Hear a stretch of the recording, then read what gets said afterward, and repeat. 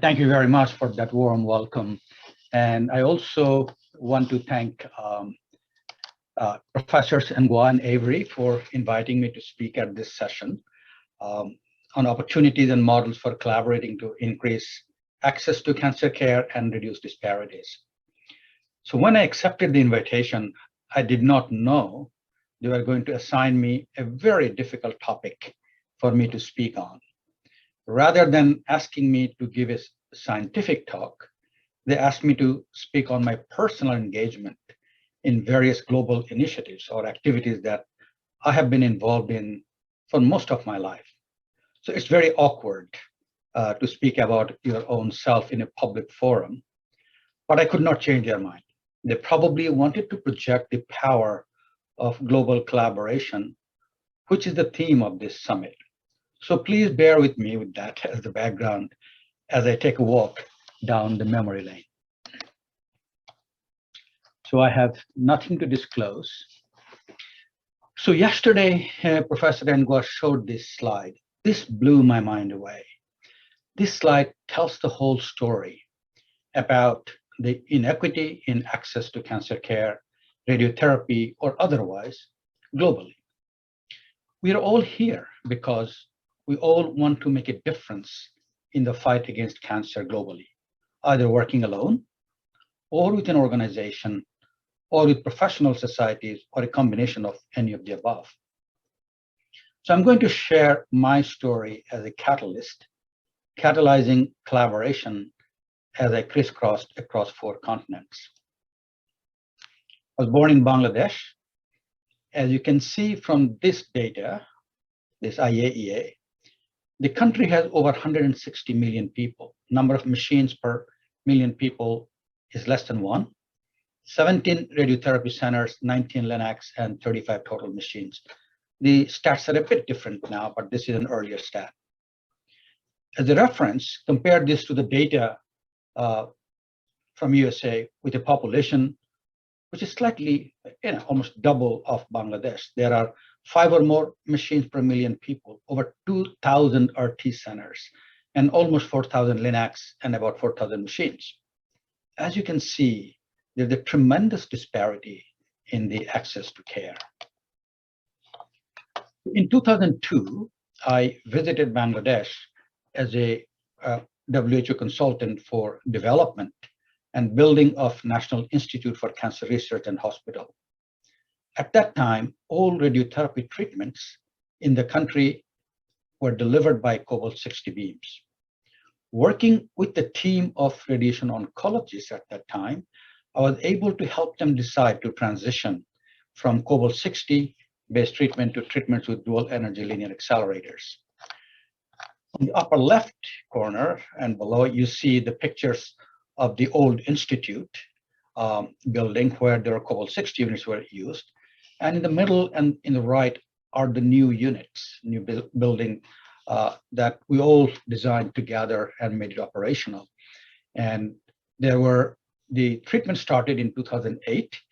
And so during this time, as again, I worked as a catalyst with them for the design and development of this 300-bed hospital and the equipment. So we brought in 3 dual energy variant LINACs at that time. So this was a major milestone in the history of the country. We made a transition from 2D era to 3D era using the first 3 clinically operational linear accelerators that was first came to the country. So again, I say this one more time, this summit is about being a catalyst and catalyzing collaborations.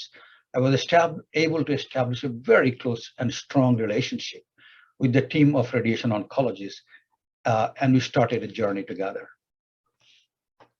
So during this time, every year I would go home, and when I went home, I would always meet with all the radiation oncologists. There are very few medical physicists at that time, and we'll always discuss 3D CRT. It's actually during that time I appreciated that we'll need to create new leaders, new champions, who will champion the building the infrastructure for LINAC-based treatment in the country. So I identified a young physician, Dr. Kamal, as shown here, and 2 senior physicians who were highly respected in the country and were supportive of moving forward with LINAC-based treatment. So we started a new era in the country at that time. In 2010, again, I worked with them, helped design and implement a technical cooperation project of IAEA for the infrastructure and manpower development of cancer in Bangladesh. I brought Dr. Kamal, the young champion, to my center at UPMC for 6 months for training. Here you see him on the left. At that time, the annual AAPM meeting held in Philadelphia, and he is with a giant in our field, Dr. Faiz Khan. 2011, I went home to visit my family, and I met again with these two highly respected radiation oncologists and Dr. Kamal. And together we designed a national training program for radiation therapy with the support from sponsors and also from IAEA. I knew the leadership of Varian from my association of being here and facilitated the donation of a T-box from Varian for training of treatment planning. So in 2012, we started a major initiative, a national training program for radiation oncology under a TC project of IAEA with local collaborations of Bangladesh Atomic Energy Commission. This is actually one of the pictures from there.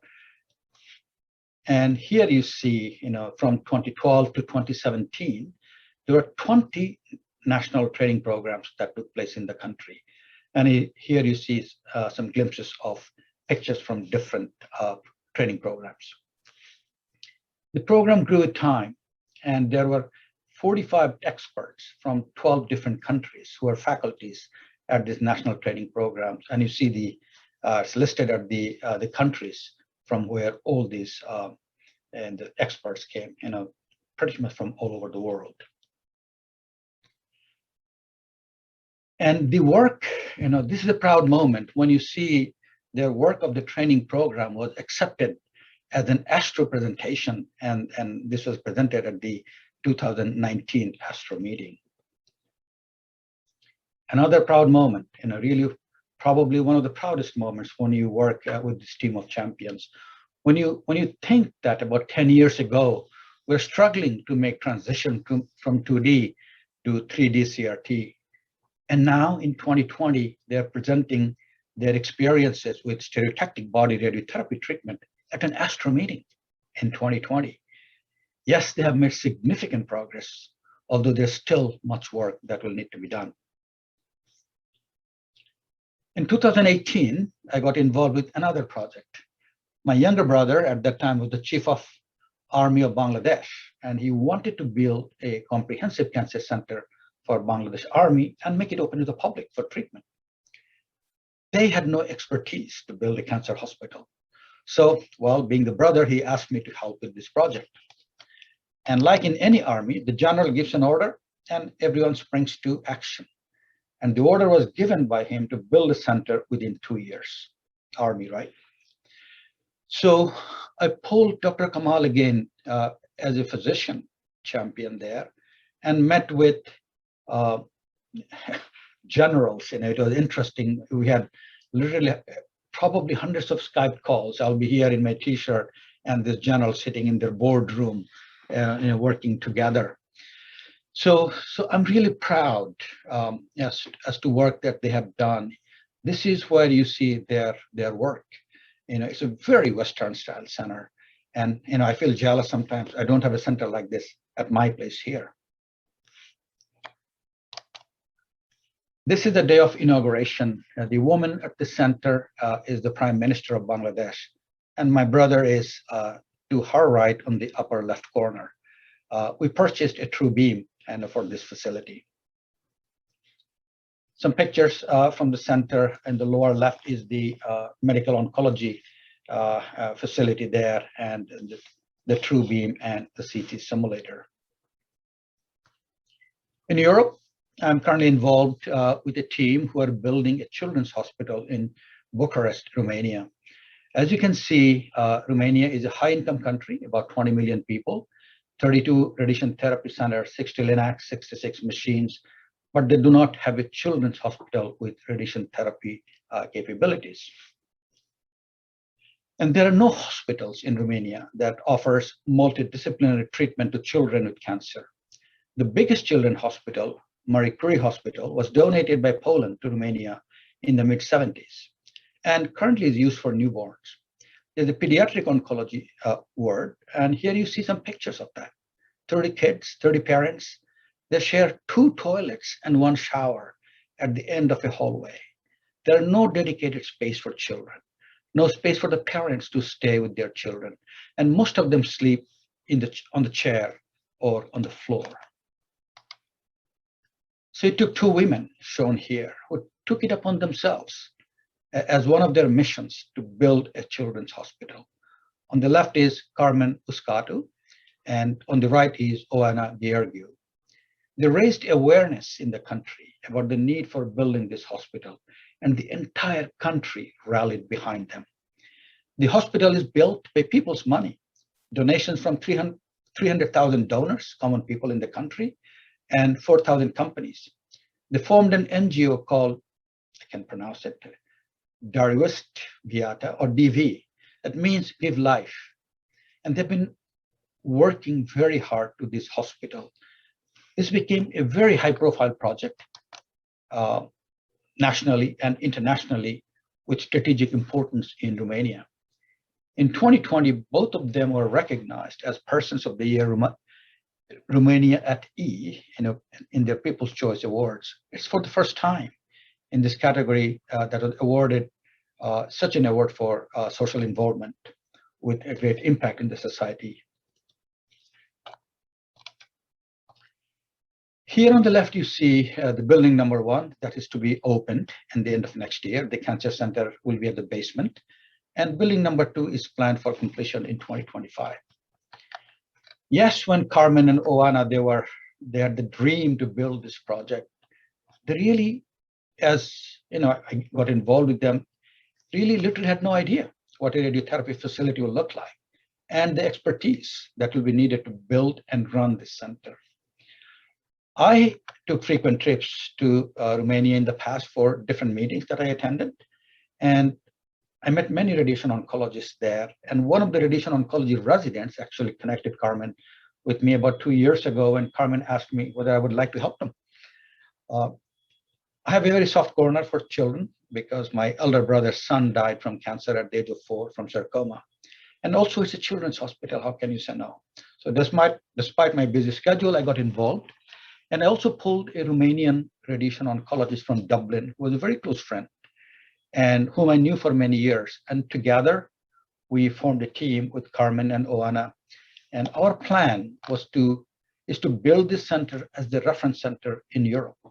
So instead of children leaving Romania, all the children from Romania will be treated there. And then also we want to see children and adults also will be treated there, from Europe come there. And so we have actually designed this facility to have the most high-tech facility in Romania. And I say that it will probably be one of the most high-tech center in Europe. I learned from my experience in Bangladesh that manpower development is critical early on. So we are working to develop the appropriate expertise, physicians, physicists, technologists, and have already made arrangement for them to be trained abroad so that they're all ready to take on when the center is open end of next year. And this center, as I mentioned, has gotten tremendous support from common people from Romania, as well as many public figures and high-level supporters. Here you see support on the left is the ambassador from Thailand, the US Embassy in Bucharest, the Israeli ambassador, and the band Metallica. They've donated tons of money. Here there's a check they have written for $250,000 from a concert that they had in 2019. And Her Royal Highness Princess Dina Morant, you have heard about her at the introduction. She also paid a visit, and here you see her with both Carmen and Oana. Back in the United States, I got elected, as you heard in the introduction, to be the president of the American Association of Physicists in Medicine, our society, and I served as president in 2020. I wanted to inspire. AAPM has been engaged in global activities for decades, but I wanted to do more. I wanted to inspire all the AAPM members to get more engaged in global health initiatives. So I chose the theme of my presidential symposium to be improving health quality, increasing global impact. I invited Her Royal Highness, Princess Dina Murad, to be the keynote speaker, and she kindly accepted the invitation. Her presence at the symposium was phenomenal, was a special inspiration to all the members of AAPM, and she really inspired, the AAPM members to get more engaged. And that paid dividend. AAPM has about 10,000 members globally, but most of them live in North America. And there are many who live outside. And as I mentioned, AAPM has been involved in global health initiatives for decades. And as a president, I had the opportunity to work with the leadership of AAPM and eventually with the entire membership to form an international council. We had to change our bylaws to make this happen. So the membership had to be convinced. And it's the leadership of AAPM, all the members, that made this happen. So this international council, and hence AAPM, now there will be much greater opportunities for them to pursue more focused global activities. Both Stephen Avery and Willem Goa said yesterday that the long-term impact of this work, of this council, will be significant globally. And the vision of this newly formed international council is to make a sustainable, measurable, and meaningful impact on the global health as it relates to the practice of medical physics. And the goal of the International Council is to identify and develop strategies for advancing the quality of practice of medical physics globally. Therefore, it's critical that we recognize the global disparities in healthcare and develop appropriate mitigation strategies.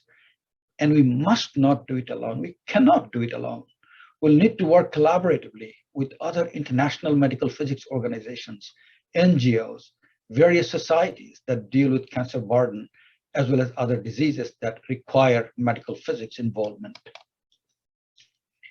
This International Council has 6 committees, and these are the Global Liaison Committee, Global Needs and Assessment Committee, Global Research and Scientific Innovation Committee, Global Data Information and Exchange Committee, Global Clinical Education and Training Committee, Global Medical Physics Education and Training Committee. So you see, as the name of these committees indicate, members of these committees will be involved in global needs assessment, global research and scientific innovation, global medical physics and clinical physics education, and many others. I'm really excited about this initiative, and I know together the members of these committees will leave a major mark in various global health initiatives. And the members of these committees are chosen that they're from all over the world, and they in turn will work as catalysts, catalyzing collaborations globally. I'm very excited about a new collaboration that we have just started in Nigeria. You have heard much about Nigeria from the presentations yesterday afternoon. It's lower middle income country. And according to the DIRAC database, there are 4 radiotherapy centers, although we learned from the presentations yesterday that the numbers are slightly more. And this will be a collaboration among global health catalysts, the NLCC, NSIA, Luth Cancer Center, and Radiation Knowledge. And I talked about this radiation knowledge yesterday. And we'll start, as I mentioned yesterday, we'll start this collaboration with an educational event at Treatment Planning Olympics, which will have contouring and treatment planning competition and a knowledge sharing session. This is how the program is shaping up. We'll start, our plan is to do it January 12th. And we learned from COVID that we can do all of these through remote work. So there'll be a general session on hypofractionated radiation therapy in the era of COVID-19. It's focused on hypofractionation. Hypofractionation treatment workflow from consult to treatment will take three diseases: breast, cervix, and prostate. And then there will be the planning Olympics that we'll do, where there'll be competition globally for both treatment planning as well as contouring. And then we'll acknowledge the winners, global winners.